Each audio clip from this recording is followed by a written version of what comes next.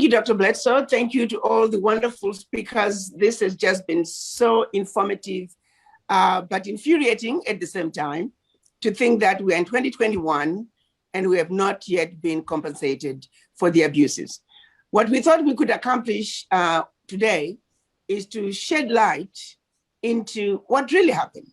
The tendency is the part of the world that I see being ignored most, and people not even realizing the number of Black people who live there. That's Central and South America. And when I was still the permanent representative for the AU, the ambassador to the OAS invited me to his office, and the room was full of Black Latino, and you would not have known that they're from South America. And he had to say they feel left out. They feel nobody's talking about them. Africa has completely ignored them. So that part of the Americas, we must highlight that actually, in fact, more Africans were taken as slaves to South America than who came to North America. You can imagine that happening because of the proximity of South America to Africa.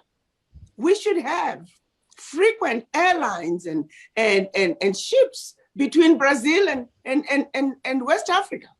But that's not happening because it's not of interest to them. You look at the closest distance from West Africa to the Carolinas. So we must shed light into what happened in South America, what happened to Black people in the United States, in Canada. We must talk about what happened to Black people in the Caribbean, and we're going to be hitting on what happened in Europe. But let's not forget where they took the children of Africa. And that's another issue that's completely ignored. They did not leave a bed of roses. The atrocities started even before the children of Africa were taken out of the continent as slaves. So in future conversations, we shall highlight what each and every one of those 13 colonizers did to the Africans before colonization and during colonization, and what continues to be done even to this day. So we need to tie it in so we have a complete picture of what has been done to us and why reparations are due to all Black people, not just one group of people, but the reparations are due to all Black people on earth. You have to realize that their strategy started with Africa, and then the children of Africa ended up all over the world. So in order for us to come up with a solution, we must go back to Africa, start there and spread it out. And I'll tell you why we must focus on Africa. What we don't want is a situation where monies are given so they feel vindicated. Oh, we paid 20 million and we paid 100 million. No. We want monies to be given in a way that allows us to build generational wealth, because it is the generational wealth that we were denied to this very day. And so that generational wealth was denied to Black people outside Africa, as well as Black people in Africa. But the reason we must go back to Africa is because that's where real money is. That's where real generational wealth can be built. That's where we can begin and not only reclaim our inheritance, but take that inheritance and use it to develop our communities around the world. We need to look at it from what did they do to keep us from having the world that we need. We talk about, for example, here in the United States, denial of loans to Black people, all kinds of games that were played, the educational system. I think all those stories were nicely laid out. That case was nicely laid out by Professor Dr. Mulvaux. Let's undo that damage. Let's have our own reparations banks all over the world, where now home ownership becomes easy because as a Black person, you will apply for your loan. You don't have to worry about your credit score. That was another reason, using the credit score system to keep Black out. Let's say no Black person should ever have to pay tuition, because our tuitions were paid long time ago. But establishing reparations banks or a reparations fund that makes sure that we can build generational wealth. that we can begin to do that we should have been doing. So we don't just get a lump sum of money today. Because remember, we get a lump sum of money today because we don't own anything. Walmart will have all kinds of specials for the reparations money. All kinds of businesses, car dealerships, even airplanes. Our people will run off and buy airplanes because we don't own anything. Give it less than a year, all that money is back to them. So we have to be very realistic about how we approach the issue of reparations. Africa today has the perfect situation with the African Continental Free Trade Area, that we are opening up our continent. In spite of the many years of exploitation, they've only taken maybe 10% of Africa's wealth. So your wealth is still there. The question is, are you prepared to go take it? Or are you still gonna sit back wherever you are and allow the ones who have always exploited to now go into Africa in a big way and continue to build generational wealth for their children? So we need to organize, be strategic, and look at how we can be the ones to build Africa. Those funds should go into the reparations fund, for example. We need to look at saying businesses, Black businesses in the diaspora are the businesses that should be funded to go on in Africa, to go build the massive power plants that are going to be needed. America doesn't need power plants. The massive water projects, the massive agricultural projects, go and own it. Moving forward, every airport that should be built in Africa must be built by Black people because it is your responsibility. Own it. The railway lines, thousands of kilometers of rail that are going to be built, we must build them. So let's be very strategic and understand the situation at hand. So the reason we are going to be having this series of webinars is to let people understand and wake up to say the real money is in Africa. There's nothing wrong with many of you owning gold mines, diamond mines, copper mines. You can do that in Africa. You can do it anywhere, wherever you live. That's a fact. So we use those reparations money in the reparations fund, in the reparations banks all over to make sure that you get funded to go on in Africa where the real money is, and you can still come home and play golf while your real money is working for you in Africa, while your real money is there for you to keep it for generational wealth. The same money you come back and build your communities in a much bigger way. That's how we can convert our communities that have businesses we don't own.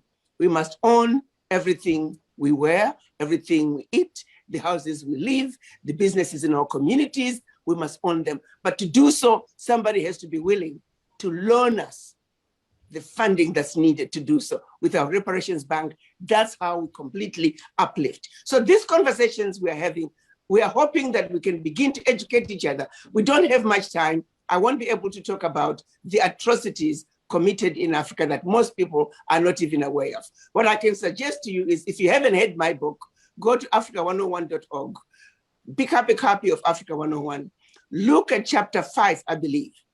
Look at chapter 5. I've had many people call me after that chapter. They didn't want to finish reading it because they were so angry. They were ready to just beat up somebody. That's just a fraction of the atrocities. So for those who want to think that those who were brought outside Africa, they suffered more, think again. We are simply misinformed. So the purpose of our meeting here is to continue to educate each other, to continue to inform each other of what happened. But more importantly, to highlight the issue that we are all in this sinking ship. That if we do not come together, changing seats in a sinking Titanic, you are still going down. Going to one corner of the ship and thinking, I'm gonna organize myself in this corner of the ship, we're still going down. There's no reason why we don't have vibrant trade between the Caribbean, between Brazil and Africa. That alone. Let's go home. Let's get what belongs to us. But let's also demand with one unified voice, reparations.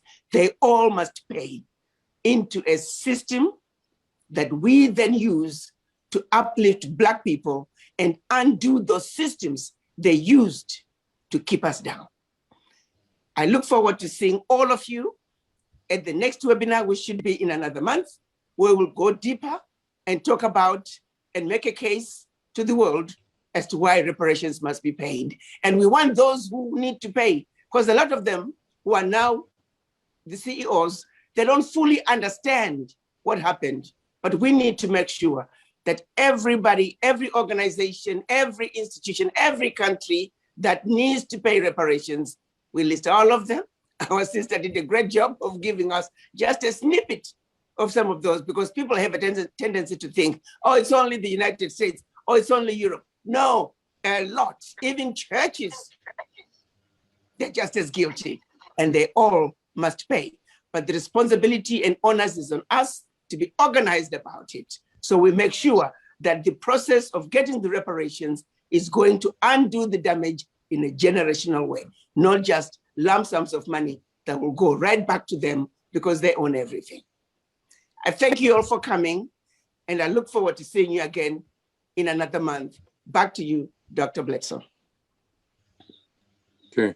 Ambassador, thank you so much. That was really wonderful, and I think everyone can feel your vision. We'll put together summaries of some of the highlights. As you know, this was such a day where there was so much substance that we truly all learned a lot. It matters who you might be. And we'll try to put that together and maybe have that as a basis for further discussion. Please reach out to ADDI and provide any thoughts or insights that you might have had from today, where maybe we can incorporate those into the discussion as well. And I'll take a look at everything that's in the chat to see what kinds of insights might have been provided there as well.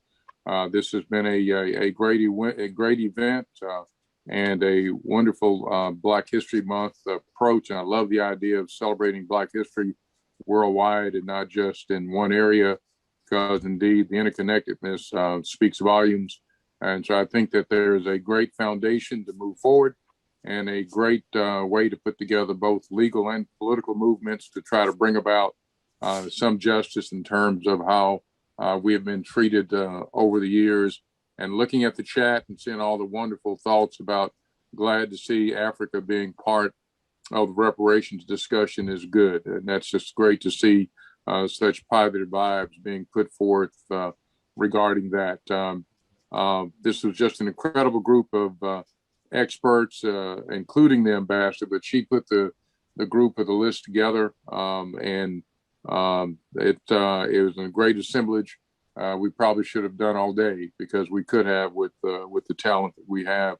So we look forward to seeing everyone next month, and think just being on the line tells that you're committed to justice and trying to bring about progress and try to right centuries of wrongs. And so let's keep our pedal to the metal and continue to push forward to try to see that we can truly make a difference. I actually feel it in my bones. It actually there's traction.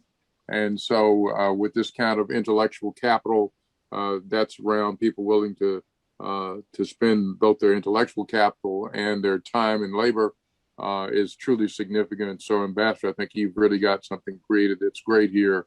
And I think all of us want to work with you to try to make your vision happen, because this will be a much different world if we do. So thanks everyone for being part of this. Thanks Ambassador for your great team that helped put this together. And thank you for all the insights that everyone had. And I look forward to seeing everyone in the future. Thank you so much. And everyone have a great Black History Month for the last few days. Thank you so much. Thank you. Can I also say, too. for those who are interested in the recording, please, you have to be an ADDI member. So go to ouraddi.org. We will be posting all the webinars, but you have to be registered as an ADDI member. You can access the recording that way. So go to ouraddi.org and register. And by Monday, you should be able to get a copy of the recording. Wonderful.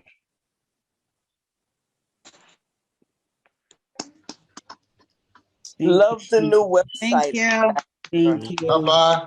Queen Mother is here to say thank you. Queen Mother, how are Queen you? Mother is Thank here. you. Queen Mother. Thank you. Thank you. Good to Blessings see you, to Queen you. Mother. Goodbye. Yes, bye-bye. Queen Mother is African diaspora. here. Yeah, blessings. Yes, Bye. Queen Mother is here. Mama. Queen Mother is here. Blessings to all of you. All of you. Yes. Blessings. Mother. Love you. Thank Love you. you Thank too. you. We Blessings. love you, Queen Mother. Yes, I love you too. Blessings for all your work. Thank you. Blessings. Amen. Thank Thank you.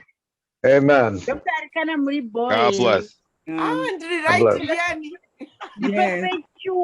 bless. Asante You all. sana. Nzuri. Asante sana. Ah, you, Yes. Dr. Rikana. Keep up the good work. thank you guys. Love you Love you, back. my sister. Bye-bye. Love you, my sister. Bye-bye. Thank you so much. Bye-bye.